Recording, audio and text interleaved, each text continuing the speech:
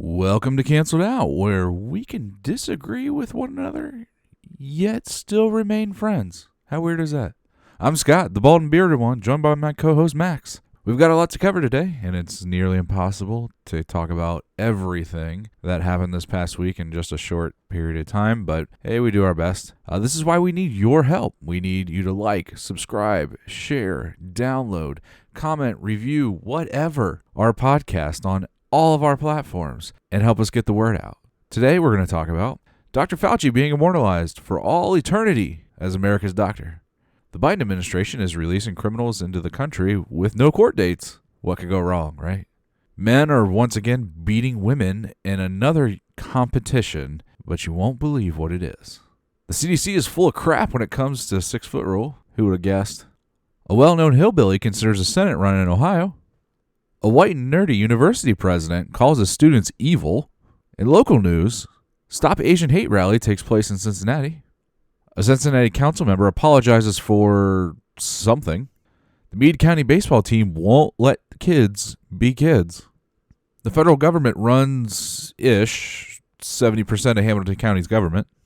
A city councilman is for putting COVID money towards police. Mike DeWine is running for re-election in 2022. And our Bonehead of the Week.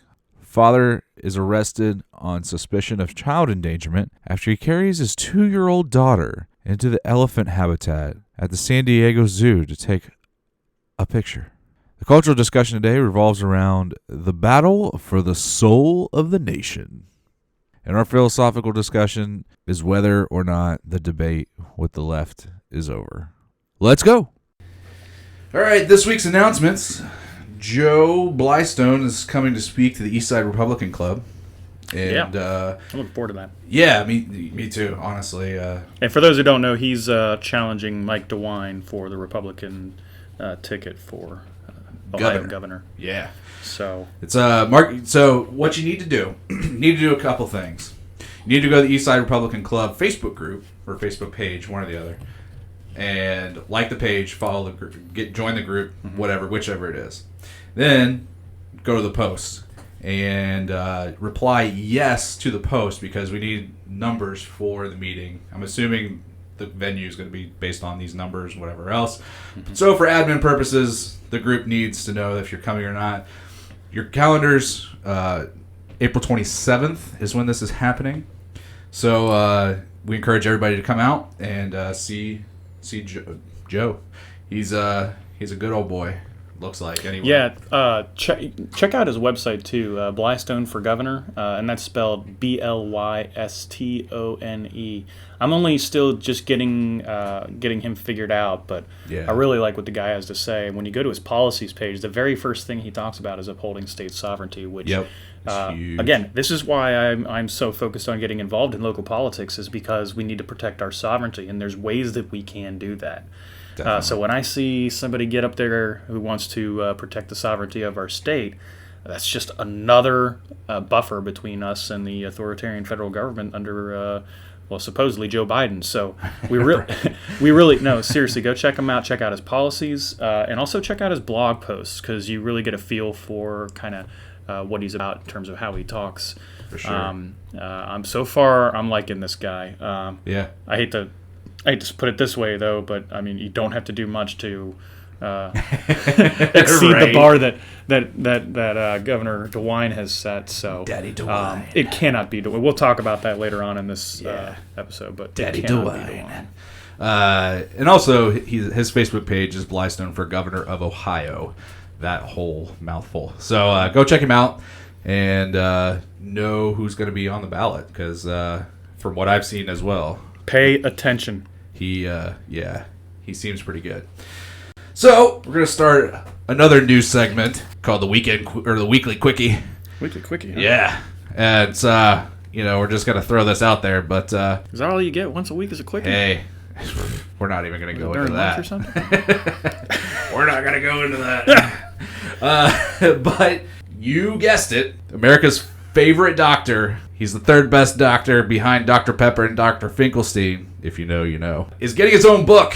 His own children's book at that. Dr. Fauci So Simon & Schuster, one of the largest, or if not, I think it is the largest publisher of books or children's books, is publishing a children's book about that guy. Aren't they the ones that had a deal with Milo Yiannopoulos a while back? And I think so. Booted him, of course. They're pretty wishy-washy. I actually hadn't even heard about this, but the first thing I think of is whenever you've got somebody in a political position, and make no mistake, Fauci is a politician. Absolutely. Elected or not, he is a politician. Absolutely. But whenever you got anybody in that position who they're going to have a children's book made about him, it's more than just propaganda. I mean, it's clear propaganda. Right. But it's also clear brainwashing. Oh, absolutely.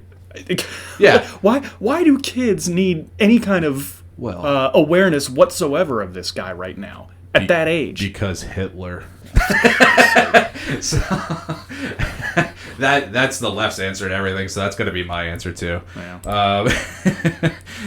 Well, I'll use that when it's right to use. No, yeah, I'd definitely say it in jest, but to speak to your point, indoctrinating kids is how you start getting the generation to start believing this kind of garbage. Brainwashing too, but indoctrination. But yeah. So in an unprecedented move, according to Fox News, the Biden administration is releasing illegal border crossers into the U.S. without scheduling court dates. God, they used to at least pretend to play the game. Well, exactly. That's my point, is they're not even hiding the ball with this one anymore. Do any of these guys have COVID that's coming in?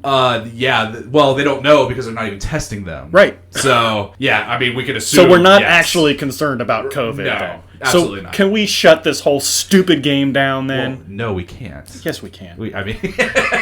From the government standpoint, no, we can't. Quit wearing those stupid masks. If they're going to just let people in and not even check if they got COVID, which you're sitting there screaming about and acting like it's a big freaking deal. Yep. Yeah, and see, this is my thing too, is when did breaking the law become okay for people in this country who are just not citizens? Like, that's the part that really irks me. Well, Scott, there's no such thing as an illegal person. It's so dumb. So we're just done pretending. Everything is stupid. That's what it comes down, that's the answer to this. We're just done pretending. And on top of that, if this isn't a crisis, then why is Border Patrol being put on a gag order? Yeah. And not allowed to talk to the media about this stuff?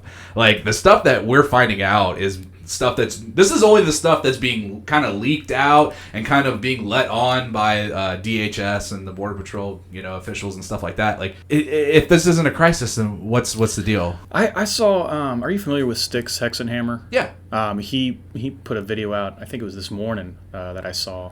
And he's talking about, and he's one of those guys I like. I haven't followed up on what he said, but his claim is that these people in the detention centers are actually being treated worse under Biden than they ever were under Trump. Yes. Well, and not only that, this whole thing they've estimated is like 300 times worse under Biden. And new pictures actually came out. I think yesterday. I think I got an alert on my phone that they see all these kids. Project Veritas posted? I think. Yeah. And they got all these kids like huddled in small groups and like just squeezed into little spaces, in little rooms and stuff. It's just a mess. And all the while, of course, we have to downplay this whole thing. Did the pics include AOC out there crying about it? Oh, of course not. I mean, no. They're actually there suffering. These kids are actually there suffering. And instead of going and crying in an empty parking lot, she's doing what exactly?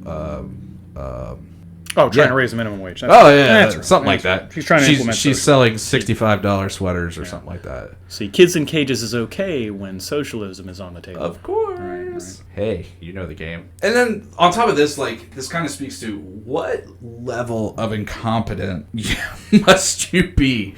Like, this is not a surprise. The people were saying this in other countries long before Biden was even inaugurated. Mm-hmm. They said flat out, if Biden gets inaugurated, we're going to America because he's going to welcome us in. And the optics and the pictures of people wearing Biden 2020 shirts and everything else. Are they really? Oh yeah, it's it's hilarious.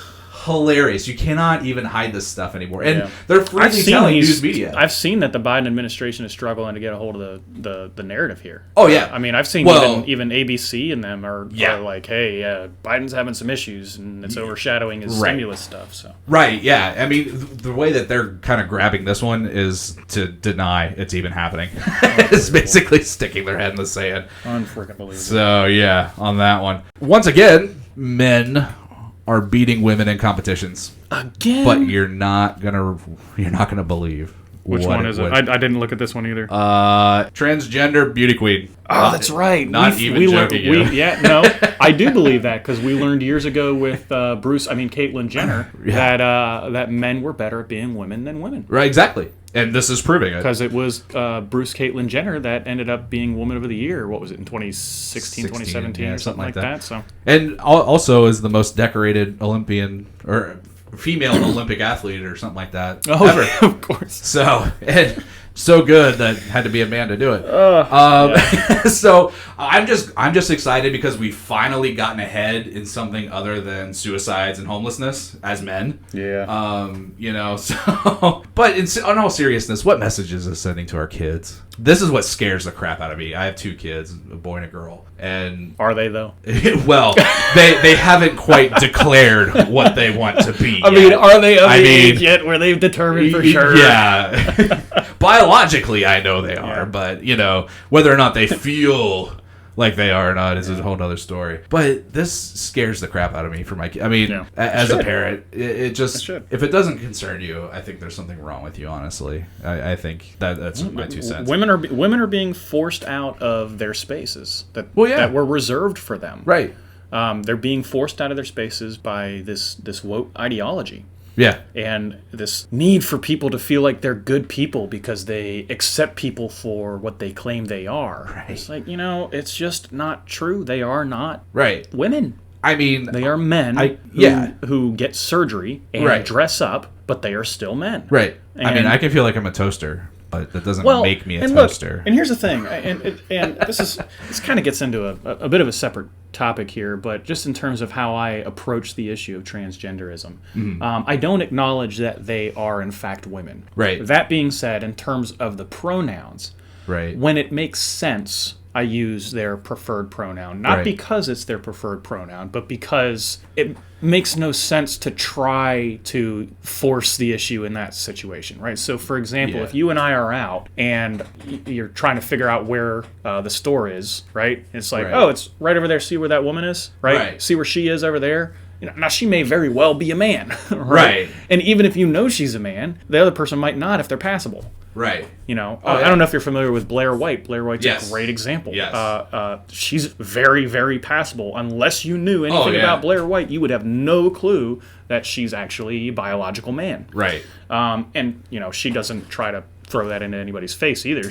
She seems to accept that she is, in fact, a biological male who is, got this dysphoria. So that's the kind of thing I can accept. Don't throw it in my face. Yeah. There are appropriate reasons, I think, to use the she pronoun for male to female transgenders. Yeah. Particularly if they're passable. If you're not passable, I don't know what to tell you. Like if you're that Superman dude that's at GameStop yelling at people.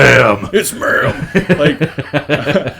Well, at the end of the day, it comes down to basic human courtesy. So if I don't know, if you look like a woman, if you're dressed as a woman and you clearly are not of the biological female sex, and I don't know you, I'm probably going to call you a man. Same. I mean, because it is what it is. Yeah. But if somebody were to tell me, and exactly like you said, if you were to go out to dinner with somebody and they were to tell me, oh, well, I'm a she or whatever, fine. I can, just under basic rules of common courtesy and respect, I can at least meet you on that ground.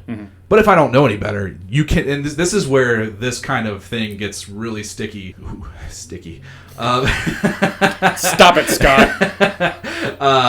This is where the argument kind of falls apart, because these are the people, these are the, some in part, these are the people who expect you to just know. And you are to call me by this, regardless of if you know me or not, you know who I am or anything. And that is where it gets really irksome to me, because it's like, well, I don't even know you, so how am I supposed to know to call you? Well, because we're supposed to introduce ourselves as having pronouns. Yeah. Pronouns in bio. Which is the worst. Good grief, yeah. Right. Yeah. So my name is Max, my pronouns are no. Yeah, absolutely not. Also, the CDC's full of crap. Who could have guessed? Nuh-uh. But they're saying that the 3 feet of distance is actually acceptable now. You mean the normal distance that people engage in when they're around people? Yeah. How about that? I mean, unless I'm, dating you. Right. I'm not usually hanging out within 3 feet of you for any extended period of time. I come and shake your hand, and that's about it. Right. I guess we're still not supposed to shake hands. Oh, no, absolutely not. Yeah. Even if you're vaccinated. If you're good, though, we can go outside later. But later this summer. Mm-hmm. But, I was early on last year, I was somebody who tried to take the middle of the road approach with this whole COVID thing. Did I really buy into it? No, I didn't. Because this is, very similar to the flu and all that.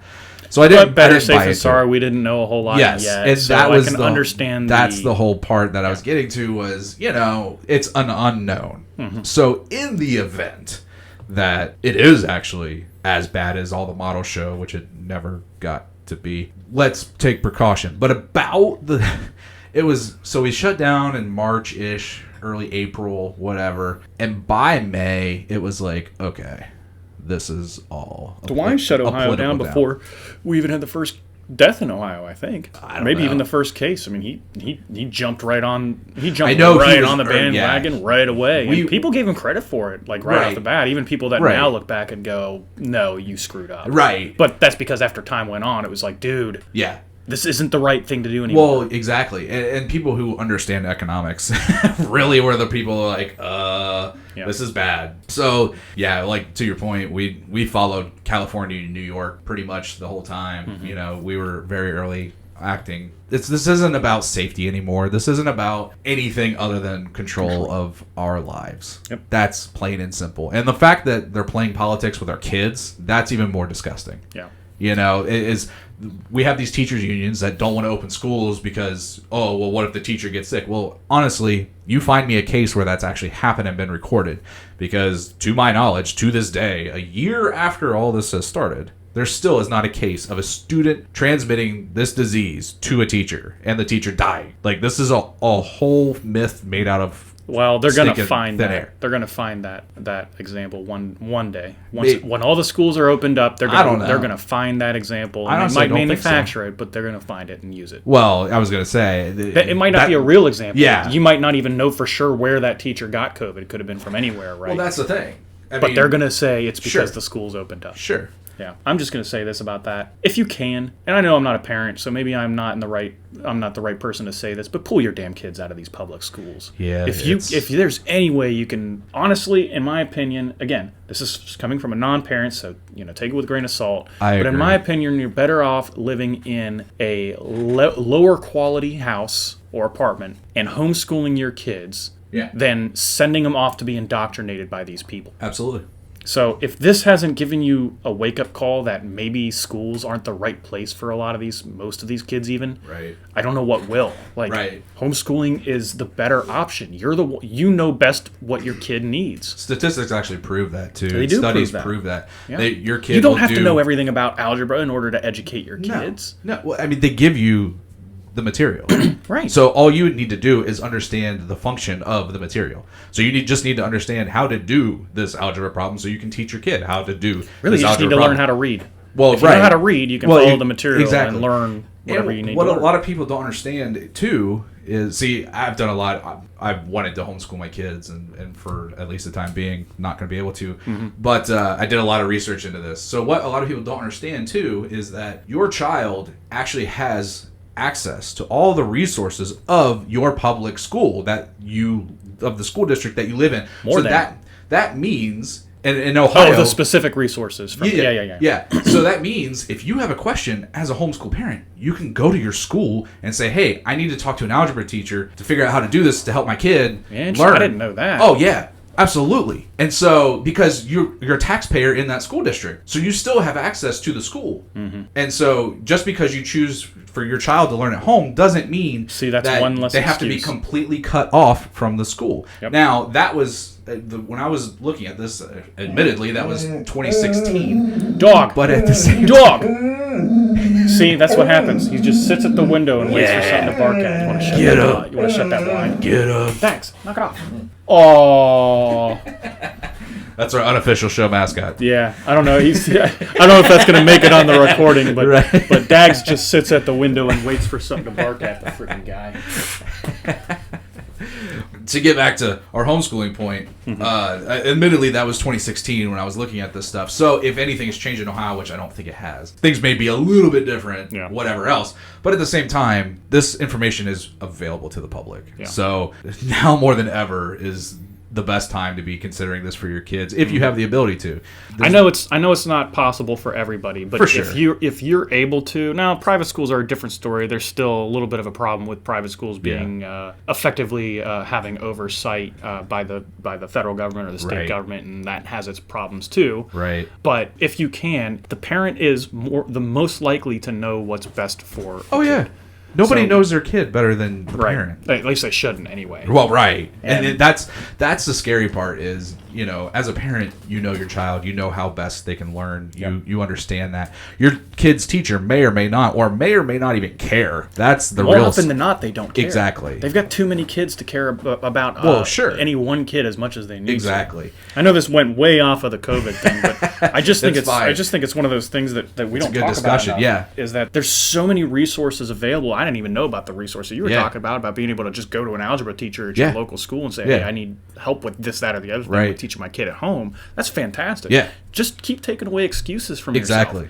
If you have an excuse, see if there's a way that you can overcome it. Absolutely. And just get your kids out of these freaking indoctrination camps, because that's effectively all that these schools, even if you don't believe that's what they are now, they can very easily become that. Oh, for sure. It's a government institution. For sure. And if you know that government institutions are known to manufacture indoctrination and propaganda, you might not want your kids to be involved in that situation. Right. I mean, with the advent of critical race theory and all this kind of garbage going through schools. Right. I mean, it's indoctrination. Florida isn't allowing that. Right. That's for how long? Good for them. Right. For how long? Exactly. They elect a Democratic governor. Who knows if it'll last. Right. And you know that they can steal elections, so you know. Right. You can't even rely on your own That's true.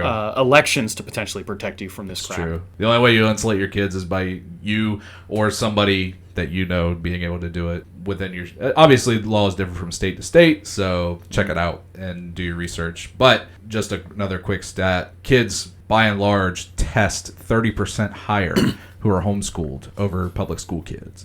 And people worry about... Stat. Yeah.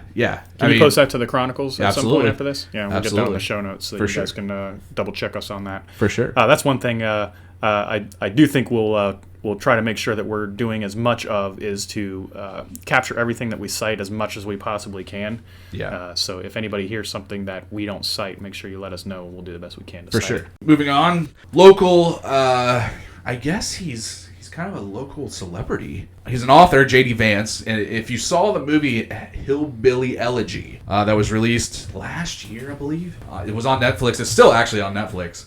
If you haven't seen it, or if you actually pay those people for a subscription, but if you have a Netflix account, I'm not going to judge you. Who is this again? What's his name? His name is J.D. Vance. So he grew up in Middletown, Ohio, which is not far from here, and in Kentucky. So he's super blue collar, super middle class. His mother was a drug addict. His family was extremely poor, and he was essentially raised by his grandmother. Mm-hmm. And so he grows up, becomes a student at Yale Law, and graduates. The movie got slammed by critics. Now, just to put this in perspective, Ron Howard directed it. Exactly what I was going to say. Ron Howard directed this film. So if you like Ron Howard movies, it actually is pretty good. Ron Howard is a good director. Yeah. I mean, he's a left-wing nut job, but his brother's a conservative. I don't know if you know that. Yeah. I was going to say, Amy Adams and Glenn Close are the big names in the movie. Okay. With that being said, this movie's really apolitical and kind of has some conservative themes in it. They're not really spoken to, but this movie got slammed by critics and got just torn up one side down the other for no reason. It wasn't woke enough was the reasoning. That's how you know it's good. Well, exactly. Whenever the critics say it's bad, that's honestly, whenever I go to what's that, Rotten Tomatoes. You can tell that it's probably going to be a really good movie if the critics are just absolutely destroying it.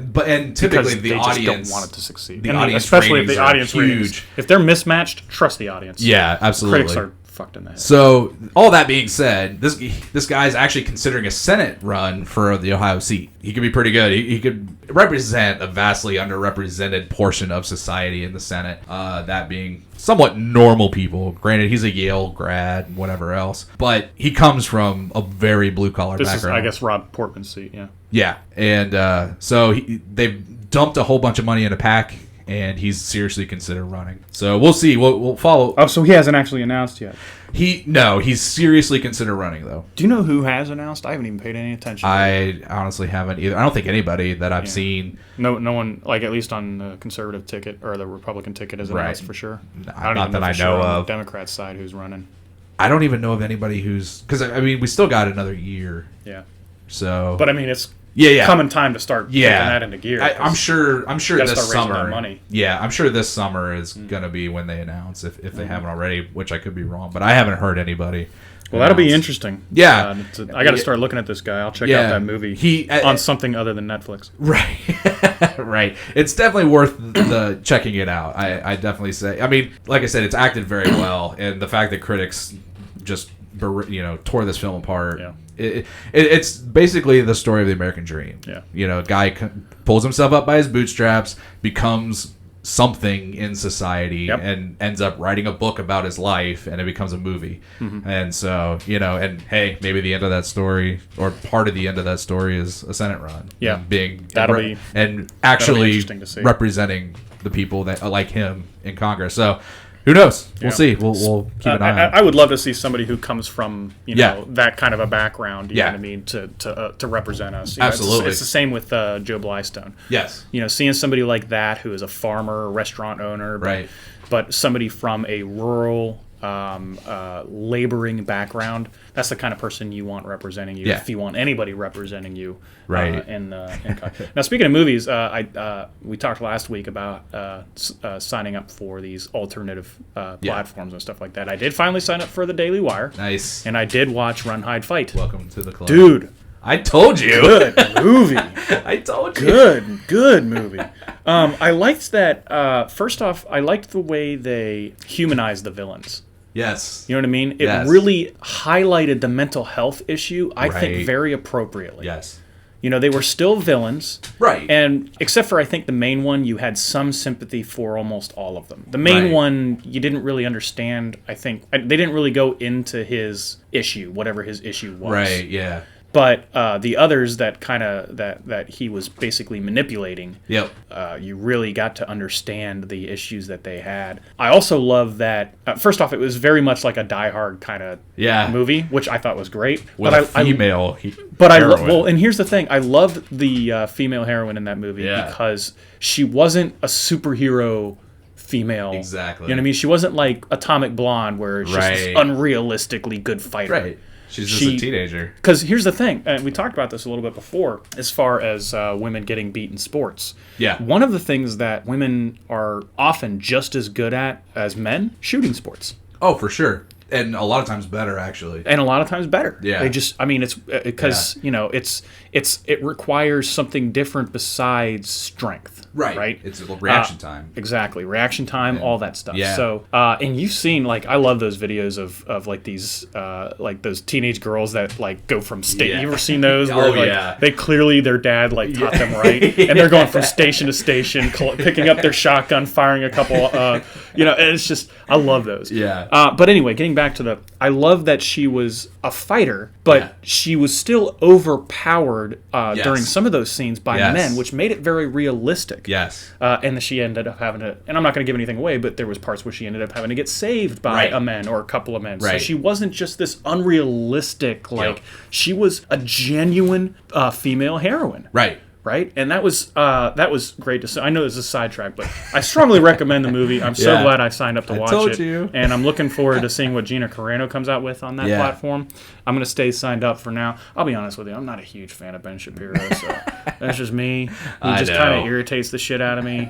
But I do like some of the other guys. Like Andrew Clavin, I like him. I like Michael Knowles, awesome. So I'll put up with Shapiro. We don't have to listen to him except on Backstage, so... I don't have to listen to that either. Well, it's true. Grown-ass man. Yeah, but they're really good. All right. Talking about shootings and everything else kind of segues into our next nice segue. Our next topic. We hate covering, like, this is awful in every way. I want it to be the policy of the show too that we do not say this person's name. Oh, I wouldn't agree with that. I definitely agree with that. And based on... Sounds like we've got a good debate to have at some point. True. That's one of those. What's actually one of the reasons why I'm not a big fan of Shapiro is because I disagree with that particular point. Well, we've done the studies. Yeah. So the science is settled, huh? No, I'm not saying the science is settled. I'm saying we've done the studies.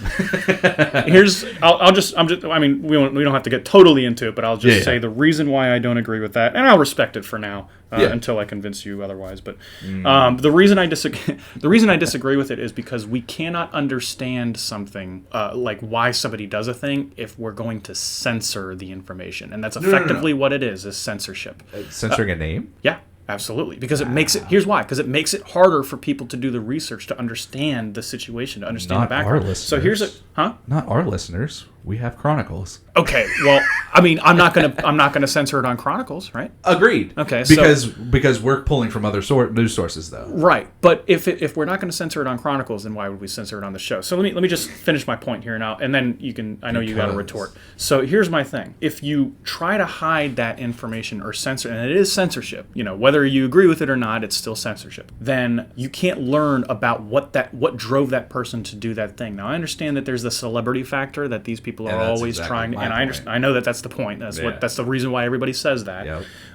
But I think it's better to know than to not know. Sure. And the last thing I'll say, there's a lot of very common elements across all of these mass shooters that are worth looking into. Absolutely. And one of them in particular is the majority of them come from fatherless households. Absolutely. Right? And that's one of my points. And that's one of the elements that is it? I didn't even read your commentary yet. I'm so bad at prep. That's fine. Don't worry, I'm going to say it. So that's my point. I personally don't agree. I think that we need to know who these people are and understand them. And we don't understand a lot of these shooters. We never talk about them anymore. Well, right. Because we don't want to say their name. Right. Well, I don't think that's it. I think it's just... So let's start from the beginning. Mm-hmm. I don't consider it censorship, even though we are, quote-unquote, censoring the name. Mm-hmm. That's it. That's where the censorship stops. Mm-hmm. Because I do absolutely believe, like you do, in the dissemination of factual information and what we know about this person. That's why there's also in the show notes a couple articles that I didn't have listed on the actual outline, because it does give background, a lot more background to this person. So I do absolutely believe in trying to understand these people. I'm not against that whatsoever. But the celebrity factor is the biggest thing, and is what the studies have been done over and whatever else. I don't think that censoring or not saying their name is going to prohibit any understanding as long as it's presented in a correct manner, because a name is a name. You could attach any name to it and it wouldn't change anything as long as you're presenting the rest of the story. So, that's my view on it. And I'm not necessarily discounting those studies. I'm going to make this last point, and then I do want to get into the story because I'm actually not for. I'm not.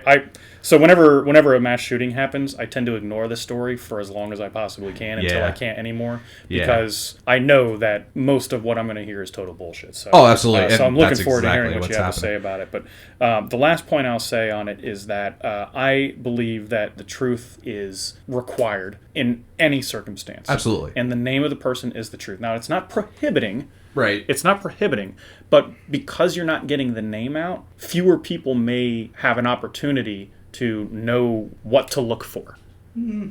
And that makes it harder to get the knowledge out there that might be important for some people to have. Might be important for some people to understand. So, that's the problem I have. So I don't know that those studies may be right in that it does encourage future shooters. But even if it's true, how many lives would be saved if we disseminated all the information and we had a better understanding of all of these people that committed these crimes? Sure. I don't know. Right. It's kind of like an unfalsifiable proposition, but it's just to say that how do you know that you're saving as many lives as you would be otherwise, is my point. Yeah. No, I definitely agree with you. I mean, because like you said, it's unfalsifiable. So But I don't believe... And when it's unfalsifiable, I just say, you know what, let the truth be known and let the chips fall where they may. It's what we do with anything else. We might as well do it with this, too. I know it's a touchy subject, but that's just my opinion. For sure. I mean, and that's fine.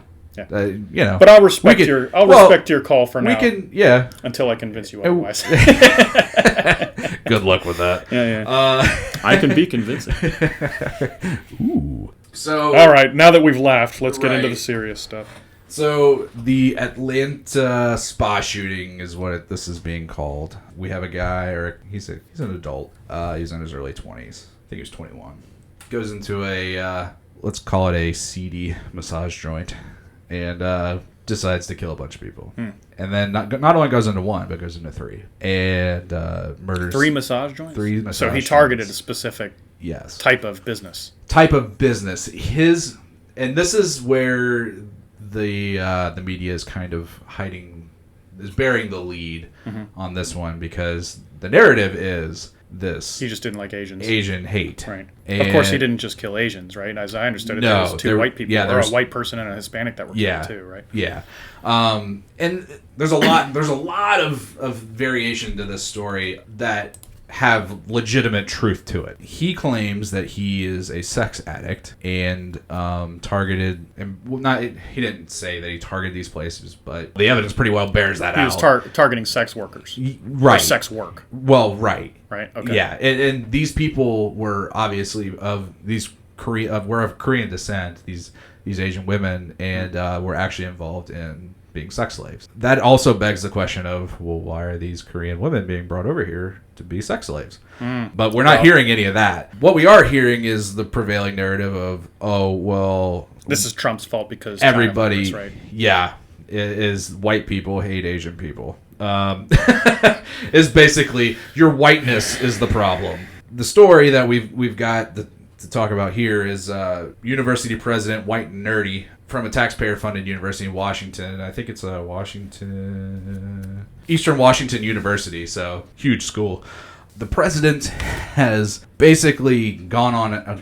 he's followed the media narrative and basically called this a hate crime, but not really. So he sends out an email to his students and saying, basically, this is a hate crime, and if you're silent, you're just as bad as the killer. You're on the side of evil. Evil. Those are his words. Oh, I see. Calls these kids evil. This was a university president? Yeah. What university? Eastern Washington University. So this is his exact words. As I send this to you, university flags being lowered to half staff to remember the victims of the anti-Asian murders in Atlanta, where 6 women of Asian descent were senselessly shot in a horrific crime of hate. And then it says it is a backdrop of growing normalization of white supremacy and white nationalism in our culture. It is the backdrop of years and generations of violence against black and brown people in the United States. I want to say this to everyone. Choose a side. There is no middle ground. There is no room for equivocation or justification. 6 women were not killed yesterday because somebody was having a bad day or because he was a self-declared sex addict. They were killed because of who they are, Asian Americans. So he's falling right in line with the media narrative on this, even though... Which sounds like a complete lie. Right. Didn't the FBI say that it had nothing to do with that, as far as they can tell? As far as they can tell, the police have said nothing publicly to substantiate that claim. So we're just going to... Yes, this is completely made out of whole cloth. Yeah. Absolutely. Yeah. And this is the kind of crap that is being said about this whole entire fiasco. So this is a prime example of the left using the narrative to just cudgel the other side into submission on the basis of nothing but projection and guilt and accusations made completely. Never let a good tragedy go to waste. Well, exactly. Right? Rahm Emanuel. The police have made no public statements saying that, at least at this point, there's no evidence that this was a hate crime. And here's my contention with this. So, this guy's a doctor, by the way. So, I kind of again, the education system. It's not what you think it is. Right. And if this guy's a doctor, then... Yeah. He's been a doctor, and he's been a professor. Maybe you don't want to go into that kind of debt for the kind of degree he's got. Right. He's been an educator at this college for 30 years or so, according to his bio on the site. If this is the kind of stuff that they're seeing at this school, I don't know why anybody would sign their kid up to go. But here's a thought. Could the silence from these kids... These are young adults. They're not kids. They're young adults. But in the universities. Yeah. But could the silence from these young adults not be that the fact that they don't feel the need to speak out at all. Why do they have to speak out on every such subject? Where's the individual liberty in? You want to be a good ally, don't you? Well, right, but you can be an ally without speaking anything publicly or anything. Mm-hmm. You don't have to go around beating the crap out of your friends and family and whatever else. Yeah. With the narrative just because that's you're what he's a good ally. Saying is that you just need to agree with the narrative, or Absolutely. you're a bad person. Absolutely, Even if there's reason to think that might not actually be the narrative. Right. And if you question that, then you must be a bad person. Well, and absolutely. There's no middle ground, like you said. So, right. All right, well, lines are drawn well, then. he said that. That's what I'm saying. Or could this also be that the individual, because this is what I do with these kind of stories, could it not be that the individual is just waiting for all of the information to come out and make a well-informed have a well-informed opinion over this whole thing? Having a well-informed opinion is apparently a bad thing now. You're evil. Right. You're evil. Having a well-informed opinion is now just as bad as being the killer himself. Right. That's lunacy. Right. And this guy has a doctorate and is in charge of the education of all of the students at Eastern Washington University. Okay, I have just changed my mind about cancel culture. Cancel that motherfucker. Right. Does he really need to eat? Let's be honest. Dude. It's so bad. Here's the narrative that they don't want to talk about, though. So this is something I found really interesting. So the Bureau of Justice, there's 2018 statistics. I couldn't find anything after 2018. So this is the most contemporary statistic of this particular statistic.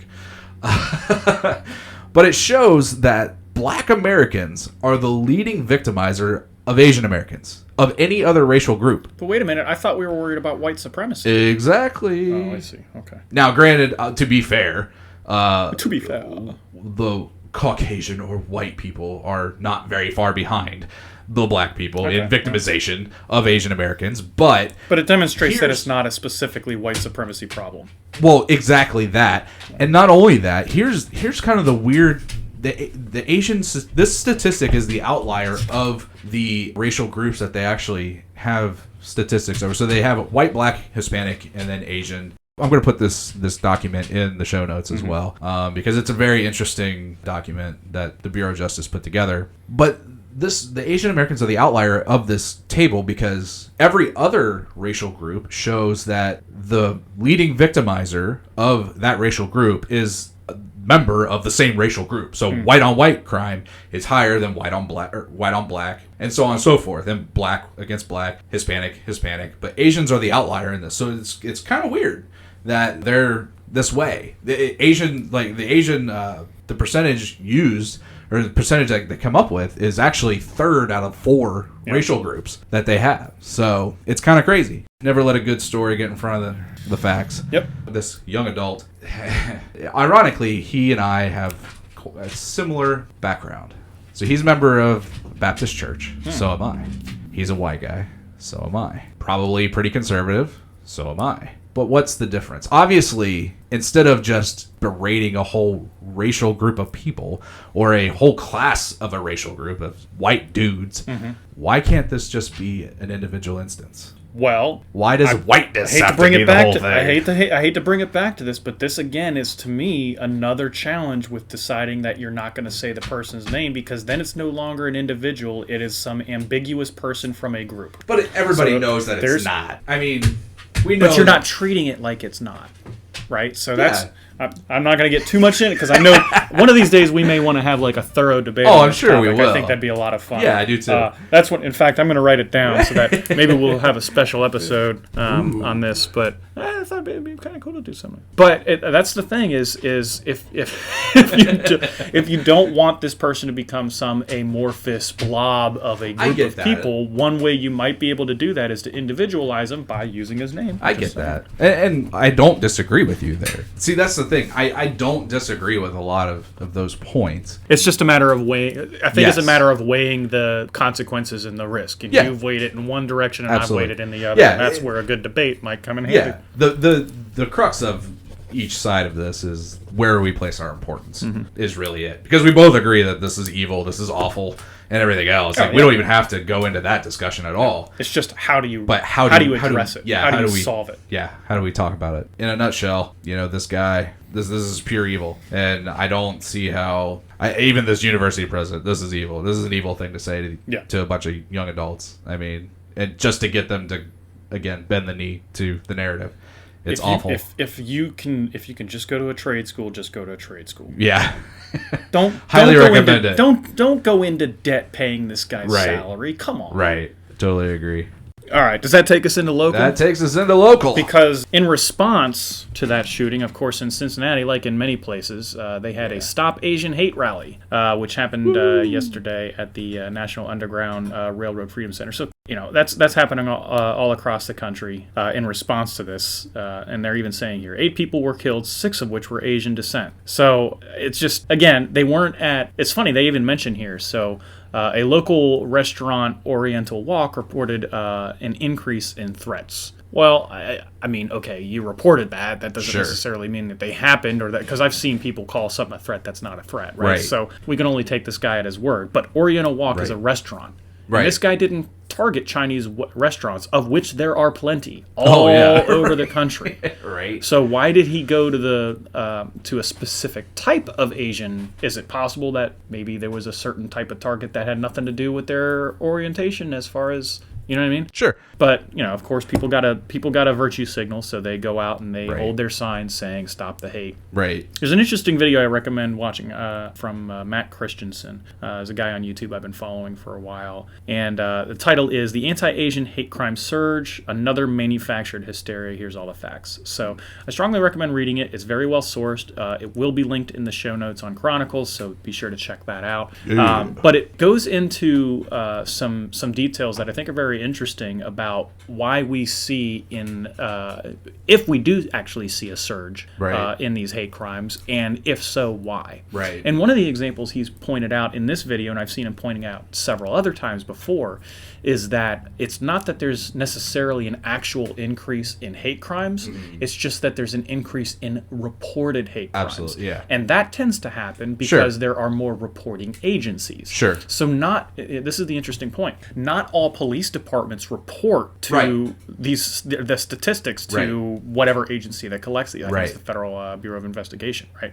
Or whoever. Them or the state one. Or the state, right? But they all decide at some point, we're going to go ahead and start doing it too, right? And people and these departments don't stop reporting this. Right. So of course you're going to see an increase in the reported hate crimes. That doesn't necessarily mean there's an actual increase in the hate crimes. And then he goes into some other statistics that show that actually, even with that, there isn't necessarily an increase in the actual volume of hate crimes. So I strongly encourage y'all to watch that video. That leads us into what we saw recently.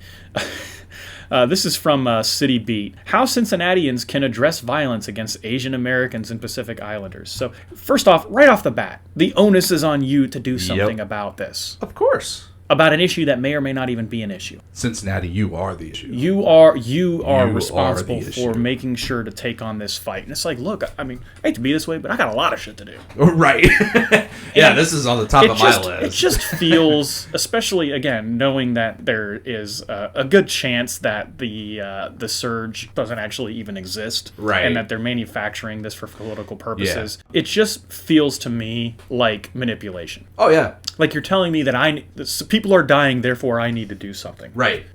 This kind of reminds me, and this was the first thing that I thought of. So my question is, what classifies as anti-Asian? Because that language itself kind of bears the point of a hate crime. So I don't know if you remember, but a few years ago, there was the big story when I think the shooting in Charleston happened or whatever, but there was a statistic that was going around and published everywhere that we've had a school shooting every single day for the entire year, and it was like March or April. It was like this time frame and whatever else. And when you look in the stats, exactly, they were counting things. Here's how the stats were manipulated. Accidental discharges and suicides that happened in a school parking lot after hours. Right. And so you got to really, whenever the media reports these studies, you really got to look at the actual study and see what they're actually reporting, because anybody can read a study and just write a paragraph that is completely misleading and put it in a widely distributed news source. Like, because these people don't do their homework. They don't care. They're driving a narrative. And that's why the onus is on us to actually be informed of the actual facts. That's why we post things to Chronicles, because we want to be transparent. We want there to be at least some substantiation to the points that we make during the show. So I'm just here to tell you, you know what, guys? You don't have to do anything you don't want to do. I mean, it is not your responsibility to take on this fight, if there's even a fight worth having. You're not responsible for anybody else but yourself. Right, exactly. So don't be a racist, and everybody will be good. Right. But you know what? If you're going to be a racist, so be it. I just want to hang out with you. Like, I just don't feel like telling you not to be a racist. I just don't. So of course they go into on this all the different things that you can do. If you see something, say something. Right. Sure. That's just decent human. Right. This is what it says. When someone you are talking to makes a racist comment or tells an anti-Asian joke about the coronavirus, speak up. Oh. So you can't, you're supposed to police jokes now. Oh. That's what we're being called to do. We need to be the joke police. And no thank you. Right. You know, I mean, jokes sometimes don't work. Sometimes they're not funny. Sometimes they're tasteless, whatever. But I'm not going to go policing them. If I don't like the joke, then I'm just not going to laugh. Right. But I'm not going to tell somebody not to tell a joke that might be a little bit edgy. Right. I don't see anybody telling people to stop. Right. Or I don't see anybody telling people to stop telling white jokes. Right. And people do commit racist crimes against white people, too.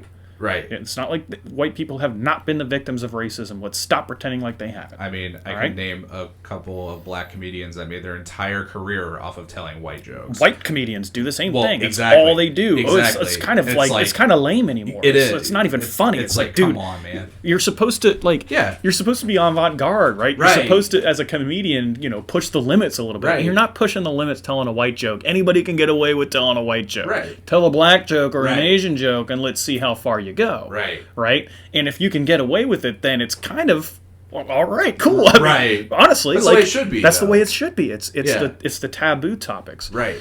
And then, of course, they want you to, when you hear someone speak about anti-Asian and Asian American discrimination, reiterate their message any way you can. So they're just trying to spread the propaganda. Yep. And again, according to the statistics, as far as I can tell, there isn't actually a surge in anti-Asian hate crimes. Yeah. And of course, they want to blame this on Trump and all that. And it just I've had enough of it. Well, and I don't think we need to show people that we are anything. And that's what this is all about. That's what that rally down by the Freedom Center was all about. Was just it's all about putting on a show. Right. And they even say that you need to show people that you're not racist. Of course. Do I though? Right. I mean, even if I went out of my way to show you I'm not racist, you're still going to call me a racist anyway. Exactly. So you know what? Call me a racist. I don't care. I don't need to show you anything. Right. And it takes nothing to show something, to put on a show. Right. Like you're a good guy. I mean, how many of these Hollywood celebrities put on a show that they were one thing, and we soon find out that they're something completely different behind closed doors? I mean, so what is this really other than virtue signaling? That's exactly what it is. And that's trying to control a narrative. That's the thing about virtue signaling. I'm just going to go ahead and point that out right now. Virtue signaling is exactly, when you break down the word, signaling is a signal.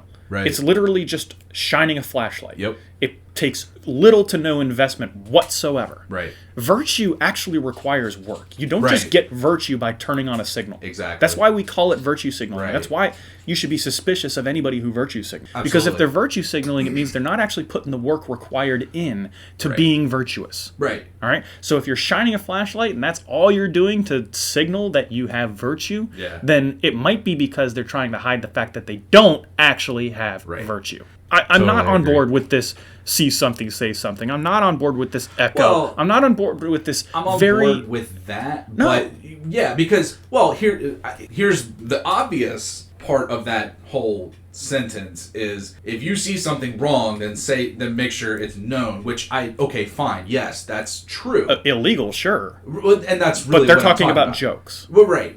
In this context. Screw that. Yeah, in this context, it's way overblown. Yeah. But the general statement, of course, Like, that's... Well, and here's the thing. They cite that this is a problem by using this anecdote from September of last year. Yeah. And I hadn't even heard about this until I looked this up. And this will be in the show notes on Chronicles. So, from City Beat, UC professor's email dubbed xenophobic by dean goes viral.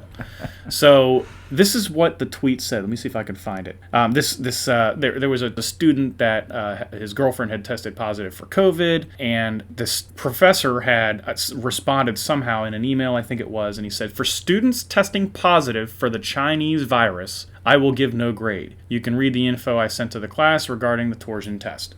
So he called it the Chinese virus. Is it not? I mean, and again, this... Yeah. Sorry, but this gets back into why you call things what they are and you name what you name, right? Because here's the thing. When was the last time we talked about, as a culture, who is responsible for this virus? Yeah. We don't talk about it. No. The only people we hold responsible anymore for COVID are conservatives and people who are not interested in the lockdowns and the masks and all that crap. They're the ones held responsible for COVID. Yeah. We've totally forgotten about holding China responsible. Well, of course. I mean, Biden's in bed with China. So. Well, right. But this is exactly why we name things what we name them. We call it China virus, not because we're racist, but because China, the government, is responsible for what happened. Yeah. Whether or not they did it on purpose, that's not that's a whole separate issue. But they lied about it over and over. There's countless examples. And again, you can go on Chronicles and read the timeline. I've got all of that stuff captured about not only China lying, but the WHO covering for China. Of course, yeah. Right? So we've got all these lies, we've got all of this cover-up, we've got all of this crap that China has fed people about what they did or didn't know at the time. Right. And they're still not being held accountable. They were held accountable under Trump for sure, but they're not being held accountable. And we're certainly not talking about it anymore, about how China is responsible for this. Right. Instead, we're throwing this UC professor under the bus for doing what he can to hold the right people responsible for what happened. Yeah. But we're xenophobic. So, but we can hold America accountable for everything, right? Well, yeah. If we called it the American virus, would it be xenophobic? No, it'd be, we're just holding the American government accountable. Because they're always holding the American government accountable for all kinds of ills over the world. Because America is the most racist place on earth. Well, but legitimately, there are times when America does bad things. Oh, absolutely. Right? Where they engage in... Slavery was a bad thing. Well, no, I'm not even talking about that. More recently, even, where they engage in military conflicts that maybe they shouldn't be engaging in, right? They have justifiable criticism, and that's an American problem. Sure. Right? And I have no problem saying that. Right. When the American government uses the American military to cause problems overseas that create problems for us at home, I have no problem saying this is an American issue, right? Whatever that issue is. This is an American war that's being engaged in overseas, right? This is an American thing. Right. It's the exact same thing when we call it the Chinese virus, because the Chinese government is responsible. But instead of holding them accountable, we're holding conservatives and we're holding this UC professor accountable, and screw that. Right. Dumb. Moving on from that. So this guy, Cam Hardy, I don't know anything about him. I haven't even looked at the tweets. Do you? Tell me about him. Yeah, so he's the president of a busing company or something or other, transportation company, but he running for city council or whatnot. He's a younger guy. Seems like a pretty decent dude. I'm looking at the tweets right now. Good Lord. Really, I couldn't find the tweets. It's linked in it. It's linked in the article. Is it? Oh, yeah. I didn't. Screenshots are linked in the article. Gotcha. I was actually looking at his Twitter profile just to see like the stuff he posted recently too. Well, because I'm a believer in transparency and just saying what is being said, I'm just going to go ahead and read what he said here. Yeah.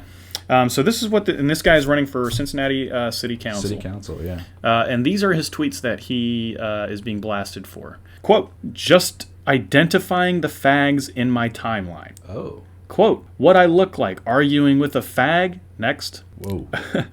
Quote, Chris Brown beefing with a good fag, shake my head." Wow. And I don't know what the context is on all these, but I mean... Well, neither does the media.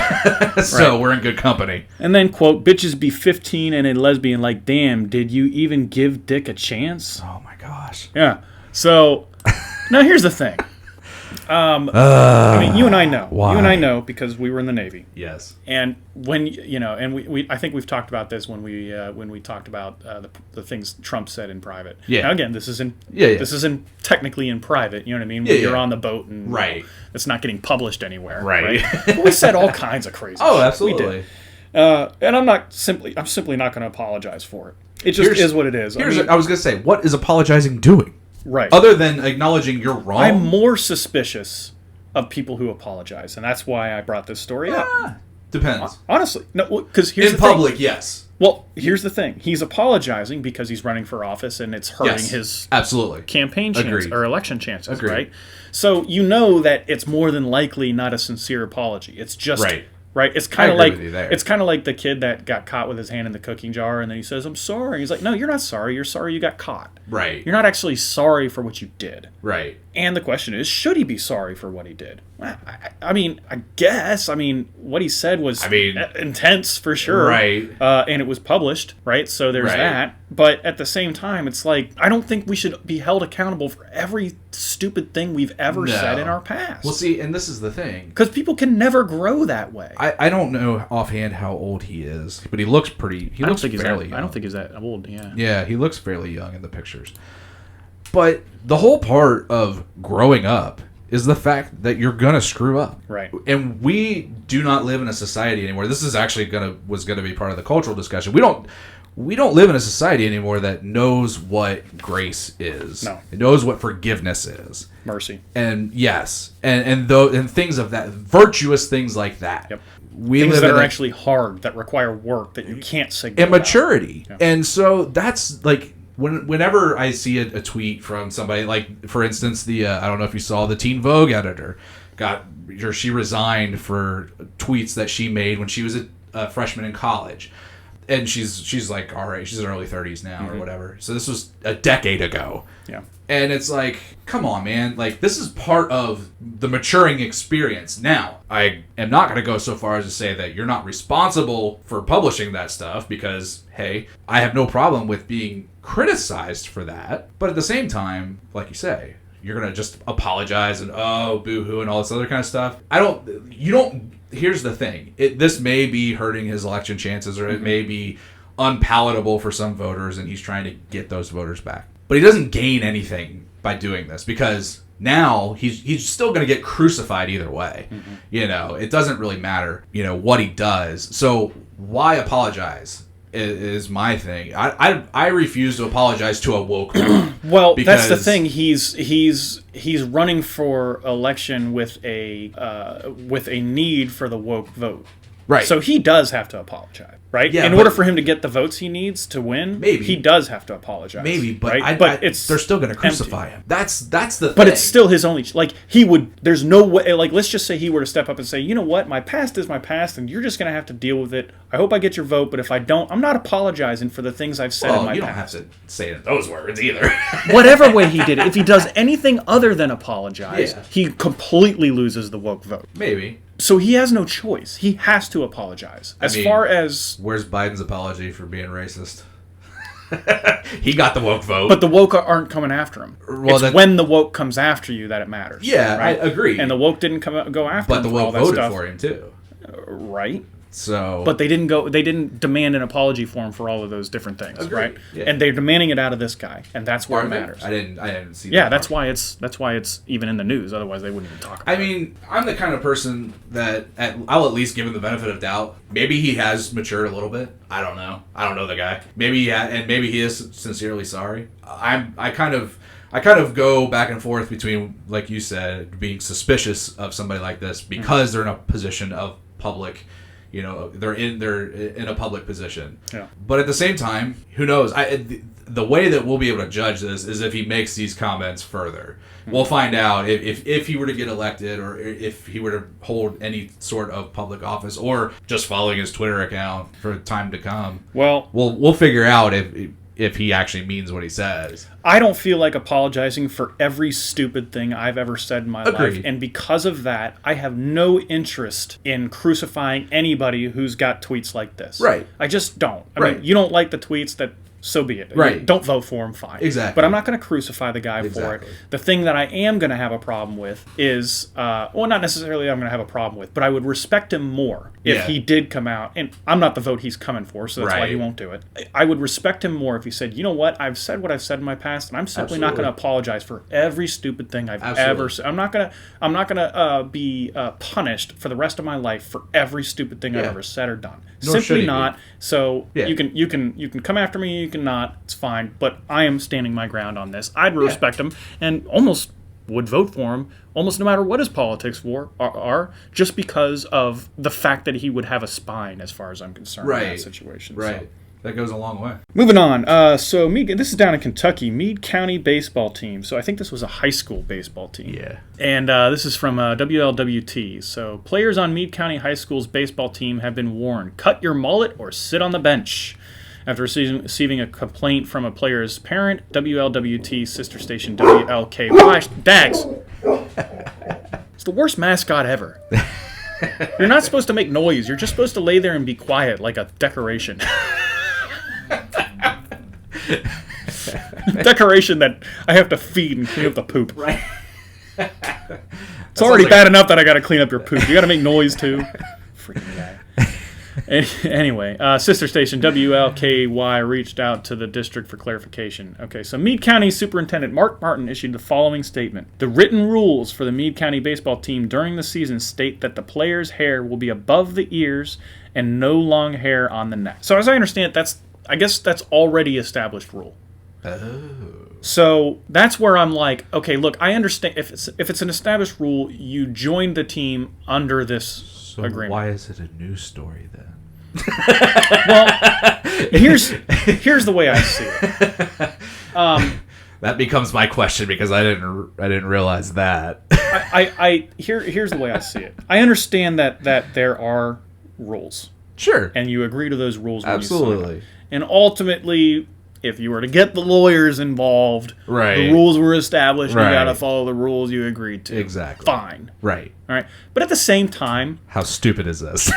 Why can't we just let kids be kids? Because I remember doing all kinds of goofy stuff in the part of extracurricular. I remember actually when I was at Anderson, I worked the lights for that for a lot of their shows. Oh yeah. And there's things that you would like, not indoctrination. What's the word where they bring you in as part of the crew? I don't know what the word is. Maybe I'll think of it later. It's like on the tip of my tongue. But it could be indoctrination. It's not indoctrination. It's orientation or something like that. Yeah. So whatever it is, where basically you've got to do some. It's kind of like a hazing ritual, right? Sure. And for us, you had to drink pickle juice, right? Wow. Like straight up pickle juice, and then you were officially a part of the backstage crew, right? It was gross as shit. I actually chugged the whole thing, so I was the last one.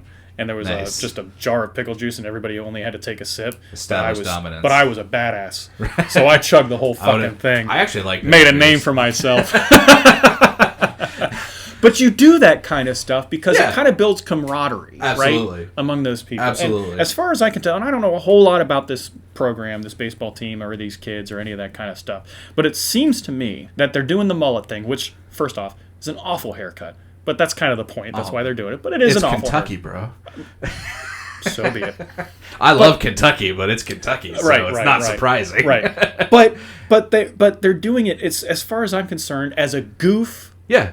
That the team can do together. Well, the style is trending back in too. Yeah. So Billy Ray Cyrus, eat your heart out. Whatever. I also remember back in high school, the swimming team, they would all right before, because they would all go and do their swim meets, and they would all shave their head for it so that they could swim faster. Right. I guess that's what that does, reduce drag. Right. Right. So what they would do is they would all color their hair crazy colors the day before they would shave their heads. Gotcha. You know what I mean? So it's that kind of thing that. Yeah. And I just don't know why we can't just let kids be kids and let them have this. Right. I understand that there's a rule, but maybe sometimes just because there's a rule doesn't mean we always have to enforce it, right? Well, not only that. So this kind of brings some light to my question, because my question was, since when do parents get to dictate what goes on with the policies? So if it was an established rule, that kind of makes a lot more sense. Yeah. But at the same time, why?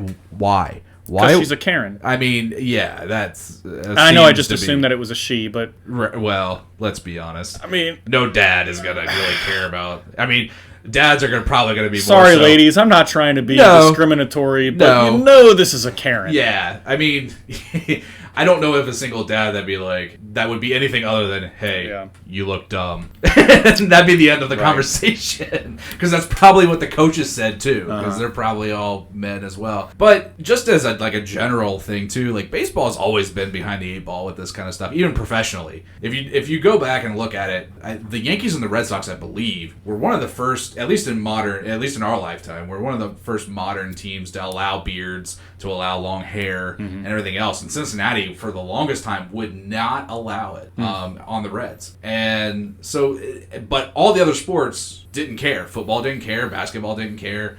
And everything else. So as a sport as a whole, it's kind of like, why in the world is this a thing in baseball? Because I really don't understand it. Well, there's something to be said for maintaining a tradition, and I understand that. So, I get but it. I'll just say this last thing. It's still dumb. I understand having the preference, and again, I agree that the mullet is an ugly, ugly haircut that doesn't deserve to exist.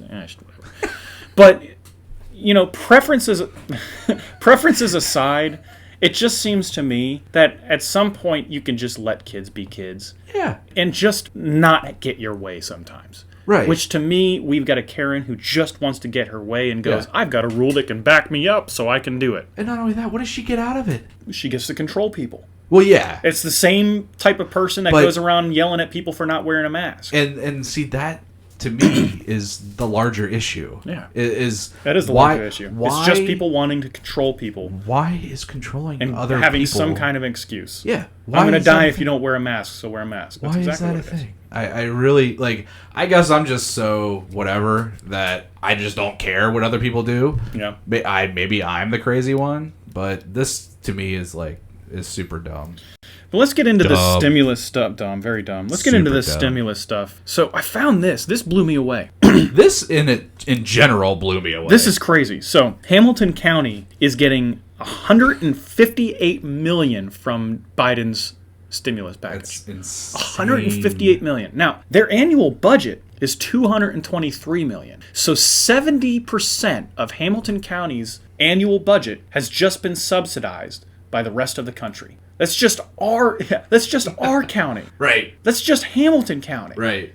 Imagine this. You can tell. So You can tell that it really is. How sustainable? There's no way that's sustainable. But then you go into the same thing. You look at the city, and of course the city is getting a good chunk. I think they're getting $290 million. Says at the bottom. Wait a minute, is that for real?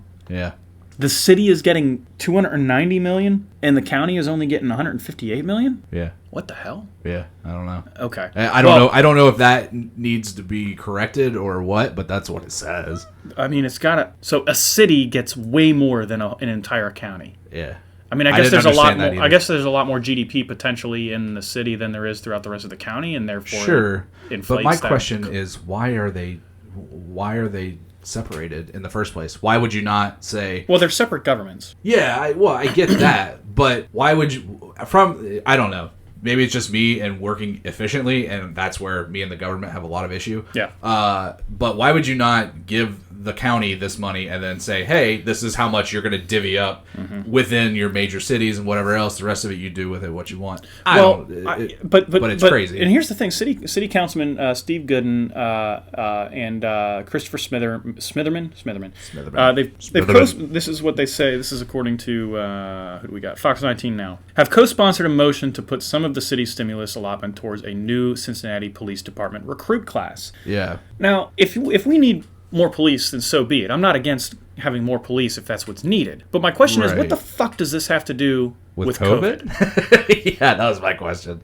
Right. I mean, this is a stimulus package for economic relief as a result of the COVID issue. Yep. Do we have less police because of COVID? Is that what happened? I'd like people to understand. I'd like to understand this. Yeah. Apparently, the article said there was less than 1,000 cops in Cincinnati. So at any given time, there's less than 300 people on call at any given time in Cincinnati as far as police officers. But if you have so few police, is it? But I know people in the CPD. Oh, sure. And if we need more police, I'm all for it. I'm not. Well, yeah. No. I'm not even going that route. Okay. I'm just saying that there's a lot of other reasons that we don't have police officers that have nothing to do with dollars and cents.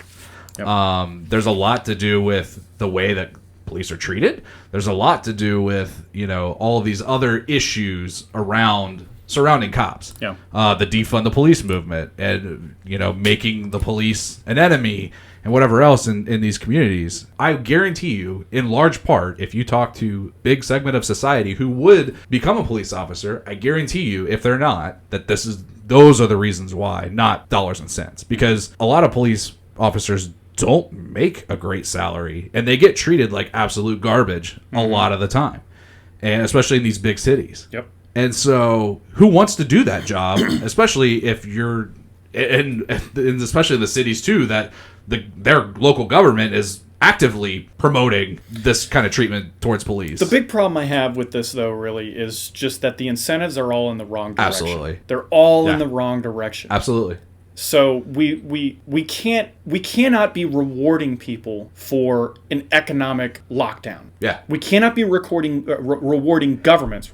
We can't be rewarding government, state, federal, local, city, county. We cannot be rewarding them for economic lockdowns. Right. And that, to me, is the real problem. Sure. Is that, again, 70% of Hamilton County's budget has been subsidized by this stimulus package. Yeah.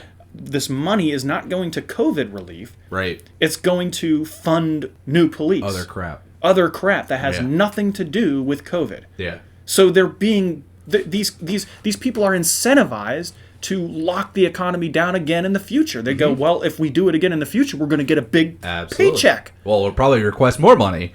Right. Yeah. That's the reality. Until the whole thing collapses. This is insanity. Right. So that's the real problem I have with this. It's not that we're going to potentially get more police or more firemen or any of that kind of stuff, right? The problem I have is that we're writing big ass checks to reward governments for locking their citizens out of their economy. Right. And then that money that they get doesn't even go to those people, except for the measly $1,400 that isn't going to cover near what they are missing out on. Right. It's an absolute insane system that we're allowing to have happen, Yep. and we're sitting around bitching at each other about whether or not we're wearing a fucking mask. Right. Absolutely. Sorry to get so worked up, but damn, dude, this is getting out of hand. It really is. I mean, look at the $1.9 trillion stimulus bill that they passed. Only $350 billion of that $2 trillion is going to states and local governments. Yep. That's less than 20%. That's just under 18.5% of that bill.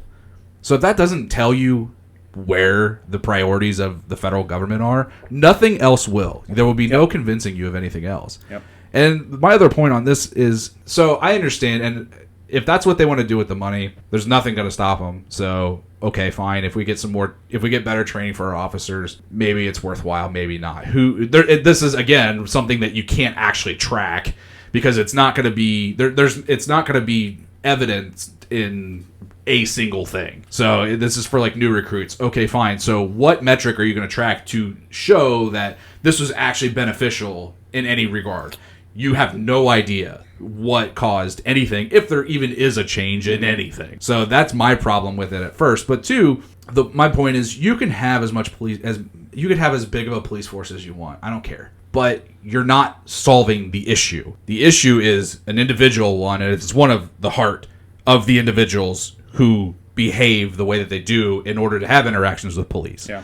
And so more police, to me, necessarily isn't the problem. Now, in these dangerous parts of the city, absolutely, if we need more enforcement, I'm all for it. Yep. Because we're saving lives at that point. We're trying to protect more people who are potential innocent bystanders, all that kind of stuff in the dangerous parts of the city. I'm all for that. For the most part, officers are very virtuous, patriotic people who I get along with and whatever else. But you can't depend on that because absolutely. You vote in the wrong government and eventually they're going to put jackbooted thugs in those positions. Exactly. Which is why I say again, as I've said before, I support the police. Yeah. But I am always going to maintain a certain amount of skepticism, healthy skepticism. Yeah, absolutely. Of and the power that they hold. We should, because they work for us. Right. They're no different than and they get a politician. A lot of power. They do, and obviously we have those that abuse it. Yep. But again, we're not fixing the problem here with more cops on the street. No, we might be preventing some crime, but again, that's a metric we can't track. Yeah. And the fact that... Well, it's a problem that the government caused. Yes. And then they're throwing all this money to solve that problem, except it's not actually going to solving that problem. Exactly. It's going to solve other problems.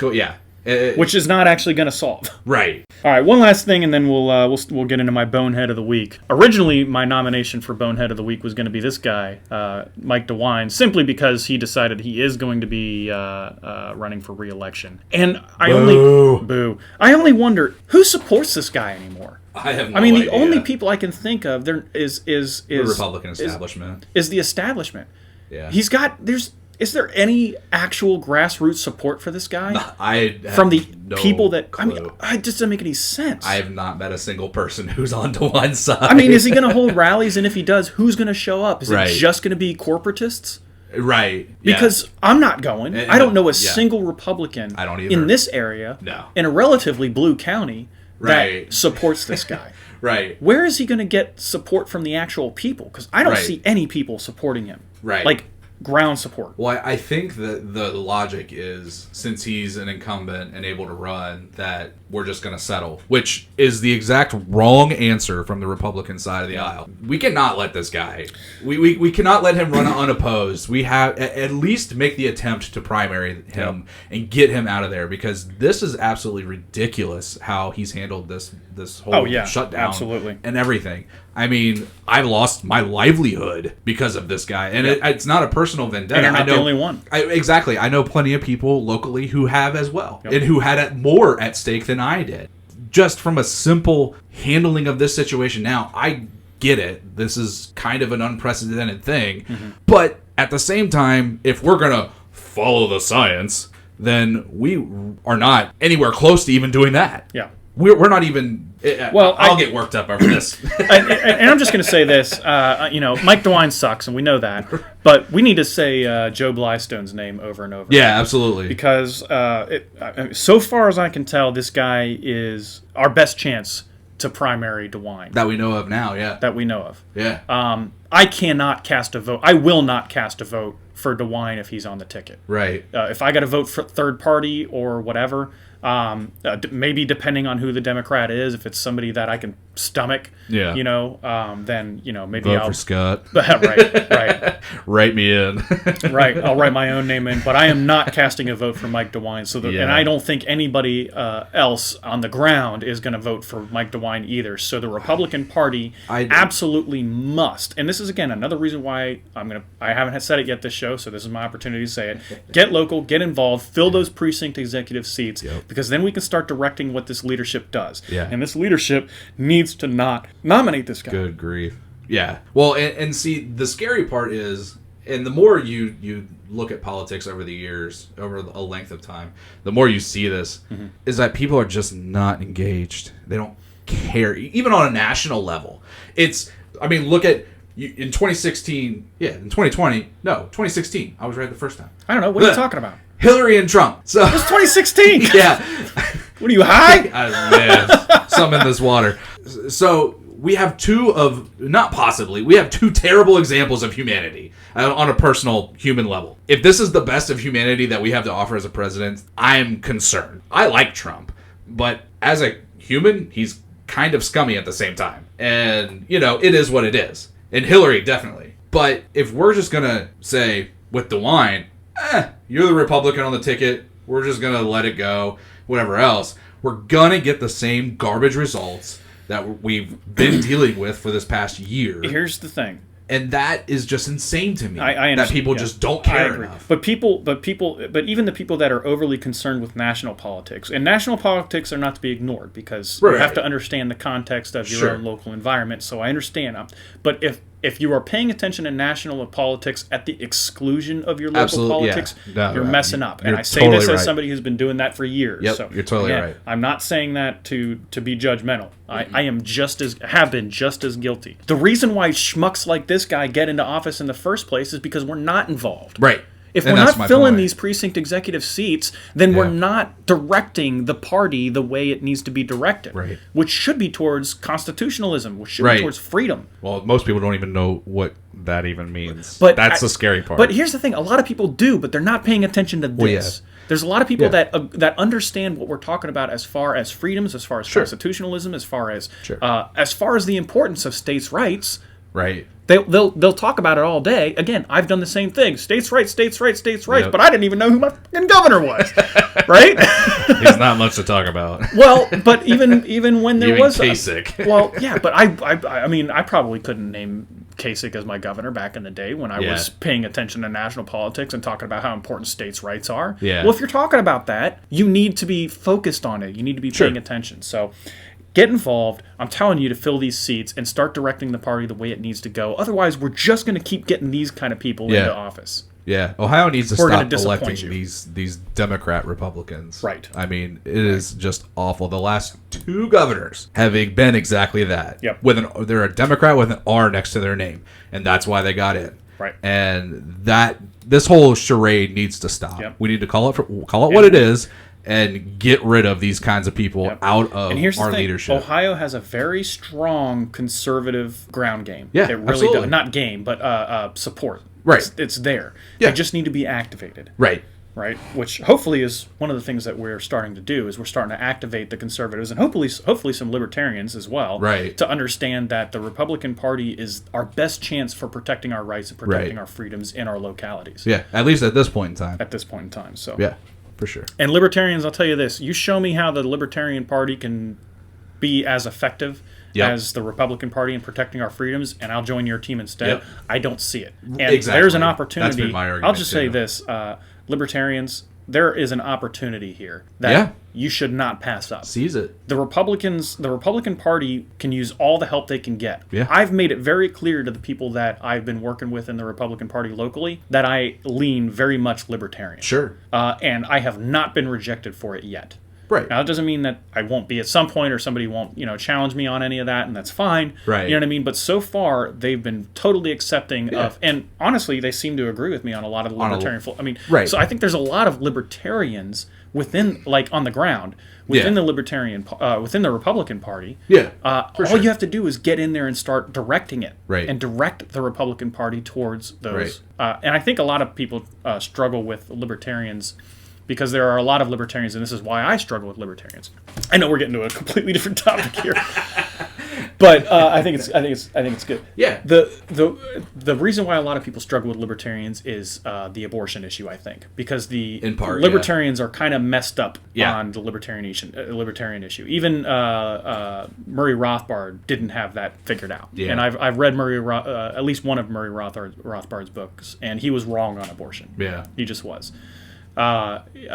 He just figured, well, that's freedom, and freedom is freedom should not be able to kill people. That's the kind of so. Infanticide is not freedom, right? So there's a lot of and unfortunately there's but I know a lot of libertarians because there are libertarian arguments against abortion. And absolutely. I think a lot of libertarians could be converted on that, but I think that's the reason why a lot of Republicans or conservatives are. That's the big thing I think that stands in the way of philosophical libertarianism, which I completely understand. Yeah. However, there's a lot of room, and I think it seems to me there's a lot of room for libertarians in the Republican Party. Absolutely. There's plenty of room for socialists in the Democrat Party, and they are getting it done. Oh, right. So if you want to get it done, I'm telling you, libertarians, you're not going to get it done in the Libertarian Party. Right. Look who you had run in the last 2 elections. Yeah. Joe Jorgensen and that Gary Johnson. Yeah. Right?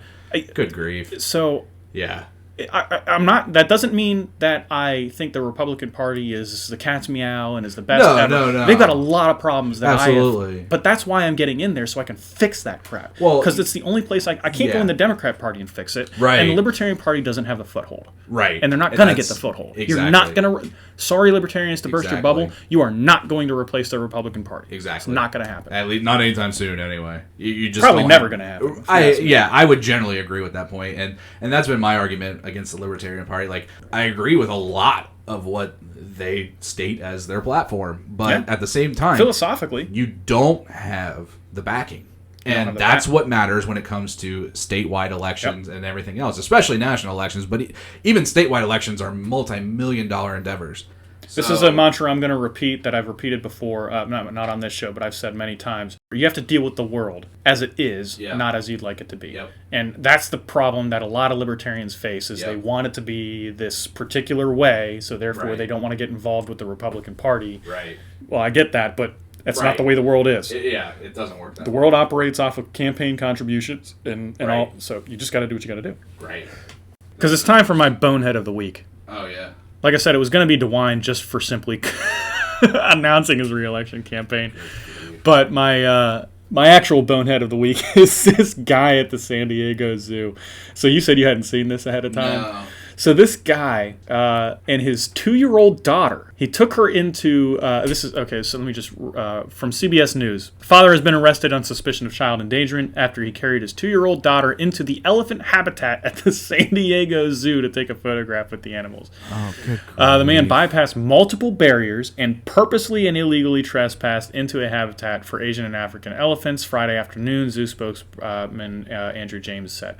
And I saw the video where he went in and the elephant came after them. Yeah. I don't know if are you looking at the video? Yeah. Well, look. Yeah. Yeah. So the elephant started to charge them. Right. What? All the crowd is like, dude, get out of there. What are you doing? Yeah. And suddenly at the last second, he turns around and you see the elephant pause, thankfully for a second there, and give it a second thought before he gets out. And he actually drops his kid running out of that exhibit. Yeah. This guy deserves to not... I'm not for canceling people, but this guy is definitely up there.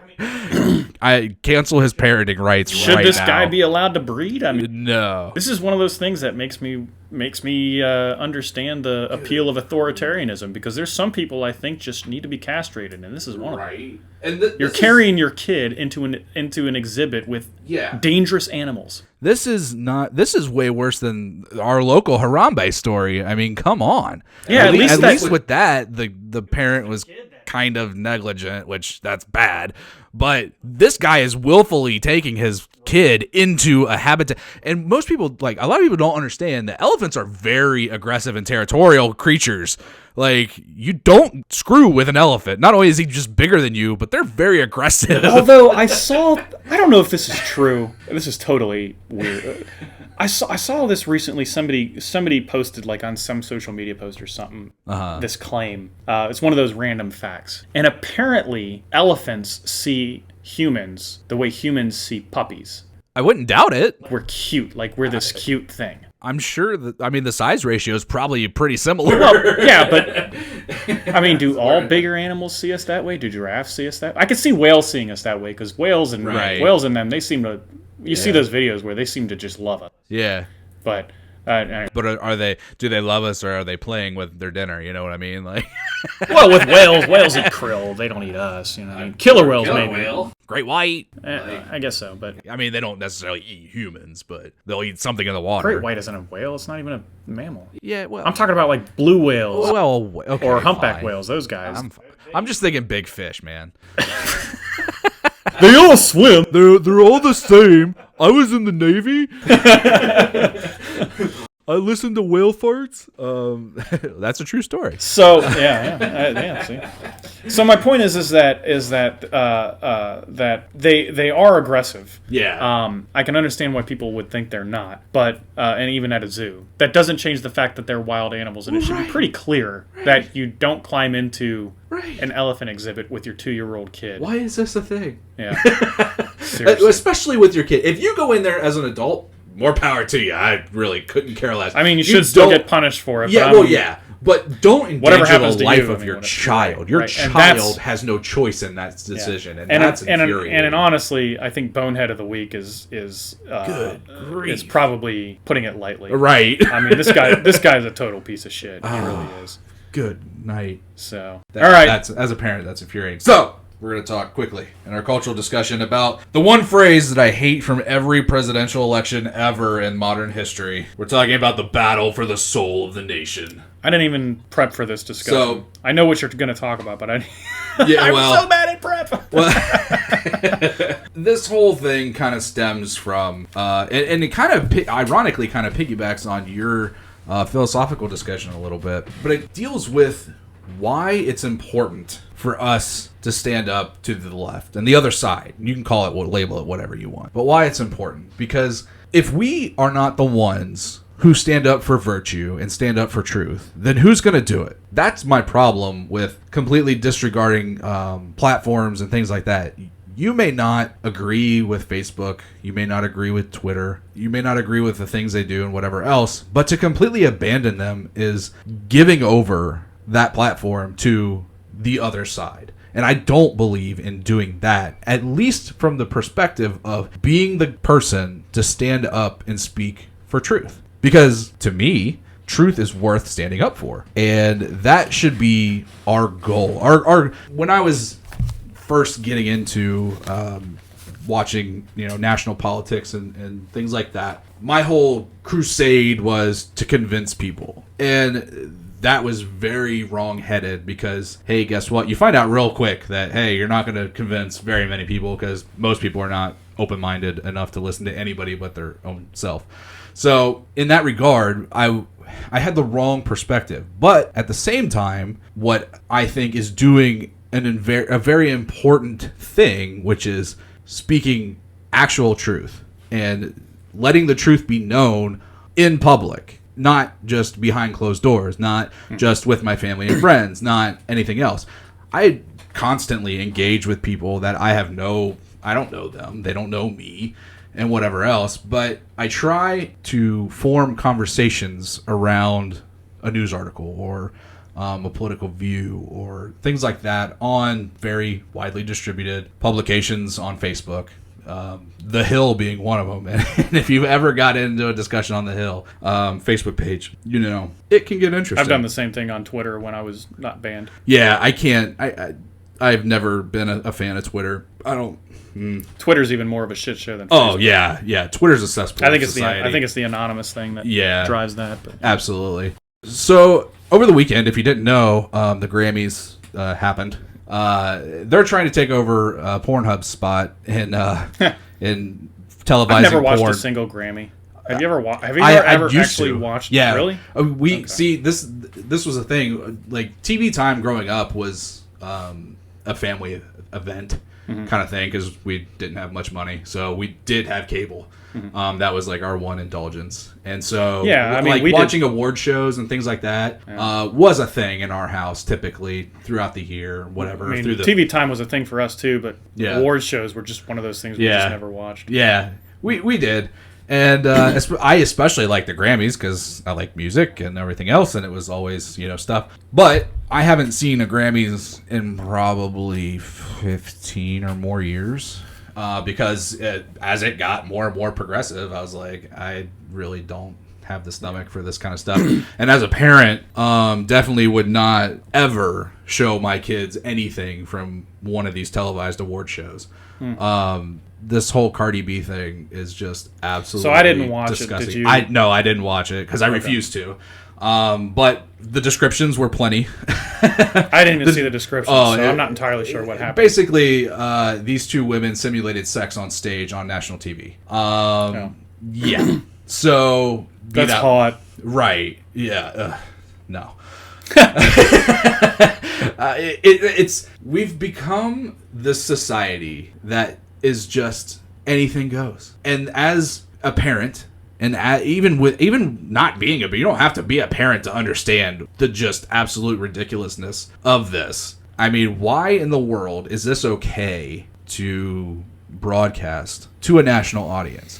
Trust me, I believe in freedom and all this other kind of stuff, and liberty, all of it. But when you're talking about responsibility that you have to your customers, to the people, to the parents that are watching this, because to my understanding, there was no warning given to the parents that this was going to be on stage.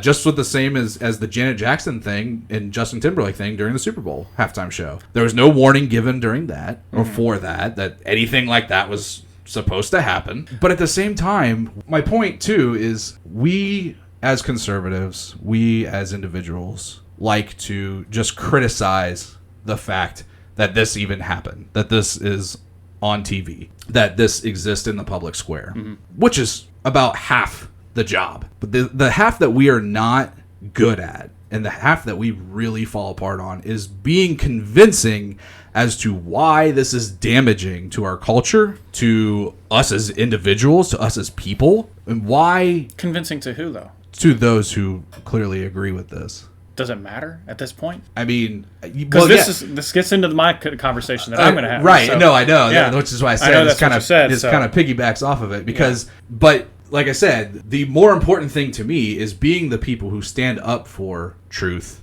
Go down that road and being for at least what is decent. Because I'm old enough to remember when in 1990 or in the 90s when Clinton got impeached and everybody started talking about him and the things him and Monica did in the Oval Office, and it was like, oh, like you had the pearl clutching Republicans and all this other kind of stuff. And it's like, okay, at least we were outspoken then about disagreeing with that whole thing, and being able to detail the problems that we had with it, at least on a generalized level. We didn't say, hey, it's okay. We stated our issues with it and why it's unbecoming of a president and whatever else. Now, granted, it's really neither here nor there, but at least the conversation was being had. I find that most conservatives don't even want to have the conversation anymore because, well, it's not. I'm not changing anybody's mind, which again is not even the real what you should really be focused on.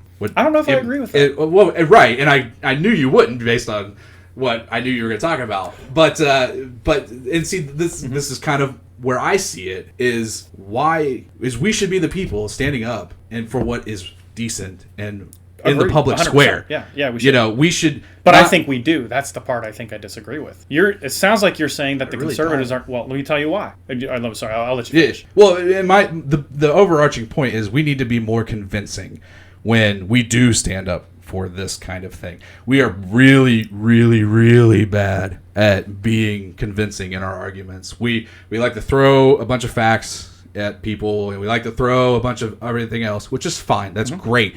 It's truth. I like it. Whatever. But you're talking to an individual who doesn't look through life through the same lens that we do. Yeah. So if you're going to speak to them as we would speak to each other as conservative people, you're never going to be able to reach them because they don't look at it the same way. And I think that is where we fall short in being convincing in the things that we say and the arguments that we make. So here's where I'm going to challenge you. And I think this pretty much becomes one discussion, really, because I think you're right. This really does piggyback on each other. Here's why I disagree. First off, this gets into what I really wanted to talk about, is whether or not the debate with the left is over. Mm-hmm. You even said at the beginning that it's practically impossible to change somebody's mind. Right. I don't think I care what the left does anymore as far as they're concerned. Sure. I feel bad for their children if they're going to expose them to stuff, but I can't care more about their children than they do. Right. So there's only so much I can say, you know what I mean? I can't, I'm not particularly comfortable with taking people's kids away because they show them a Grammy show, you know what I mean? So like, what can I do? Right? Here's the thing. I think that the conservatives are actually doing a very good job at addressing this issue, and here's why. Look at the viewership of the Grammys over the years. It's in decline. Sure. Look at the viewership of the NFL over the years. It's in decline. The conservatives are losing interest in mass. Agreed.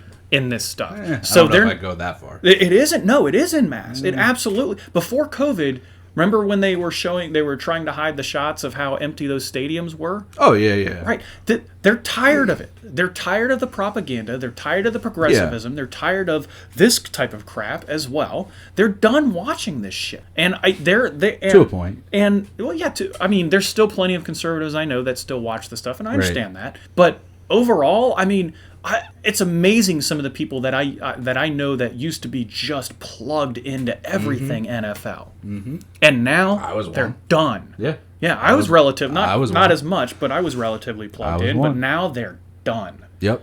I think the conservatives are recognizing that you don't have to convince the left what's right or wrong. You just have to convince each other what to do about it. And the thing to do about it is to back out. So you said, well, we didn't get a warning about what kind of content we were going to see at the Grammy. Well, I disagree. Yes, we did. We've had that warning for years. Every single time they did something like this, we had that warning. Yeah. Every time Miley Cyrus got up and fingered herself with a foam finger on stage for kids to see, we knew that this was the kind of stuff they were capable of. Right. When Justin Timberlake ripped off Janet Jackson's top, that was our warning. We just got another warning the other night with the Grammys, with them scissoring on stage together. That's what the warning is. Conservatives at this point ought to know, and I think that they do know and have been showing, that this is the kind of content that they should not be showing their kids, so they're just going to tune out. And that's what we've seen. To a point. I don't even think it's to a point. I think it's been incredible. I actually think that the conservatives at large deserve a lot of credit for tuning out of this stuff. Don't get me wrong. There's a lot more to go. Sure. Right? I think a lot of conservatives are still signed up for Netflix, and they shouldn't be. They should be logged off of that entirely. Yeah. But I understand. I mean, we're running out of options. We need more options as far as content. But there's plenty of content out there, so people do need to sign up for something else. So that's my point. I agree that it's not. I'm not saying that the things that have been done to this point are meaningless or fruitless, whatever. Oh no, you're not saying that. I get that. Yeah. But I don't think that is. At the same time, I put it in a whole different category of it's not convincing anybody, because they're going to do that. They're going to put on the show regardless. Yeah. And so it's a whole different. Basically it's the same. I put it in the same category as voting with your money and all of that kind of stuff. So yes, to that point, I do agree that it is important, but at the same time, that can't be where things stop, because it's not convincing. Not done. Yeah, and that's my point. Done. Is more of the verbal, interactions with people and doing more than just putting out a tweet or putting out a Facebook status or putting out a meme. As much as I love all those things, it's not convincing. And I also don't. I'm very skeptical about retreating back into our own echo chamber, into Parler, into Gab, and all those. They're great things. Don't get me wrong. I support their endeavor completely, and the value that they place on free speech and everything like that. But at the same time, if we're just going to completely abdicate Facebook because Gab exists, or completely abdicate Twitter because Parler exists, we're giving up the ground that we at least, it may not be much, but at least there's some kind of presence on those platforms. And so that's kind of where I can understand that. Here's the thing. I think that the only value anymore of the mainstream platforms like Facebook and Twitter is whether or not we're able to reach the independent, nonpartisan people. I think, again, when it comes to the left, I think the debate is over. I really do. Now, that doesn't mean you don't challenge them. Well, I would say the same thing about the far right, too. Sure. But the left has the culture. Agreed. Right? Yeah, they have the government now, right? So don't remind me. Well, but the point is that as far as I'm concerned, there's no sense in trying to convince the left of anything anymore. Yeah. They're gone. I just can't go there. Count them off. I can't. Write them off. They're done. I can't go there. I'm not saying don't challenge them. I'm saying they cannot be, and it's not worth, even if they can be convinced, it's not worth trying. The thing we need to be focusing on is energizing the people that already are on our side. Agreed. So my point is that it's an opportunity cost. When you're focused on trying to convince somebody that more than likely you're not going to convince, you're not convincing the people on our side to get active. And that's where you're more likely to gain ground. Agreed. There's people on our side, on the right, in libertarian circles, who are philosophically are on the same page. Right. And you cannot change somebody's philosophy. You can't change somebody's philosophy that easily. But you can convince somebody to get more active on the things they already believe in. Hey everybody, so we didn't know it at the time that we recorded it, but the software we're using is a free software, and it actually cut off the recording without us knowing. This conversation actually went on for another 10 or 15 minutes, at least, but we didn't get it. So what we're going to end up doing, more than likely, is returning and having the rest of this conversation to where we can record it for you. So if you feel like you didn't get your money's worth, we understand. We agree. We will return to this conversation at some point for sure. So anyway, apologize. This is all part of the stuff we're learning, but this is also why we need your help so that we can not use free software to make the podcast. Anyway, we love you. Thank you for your support. We'll be back next week with a full episode for you. But while we're gone, please don't destroy the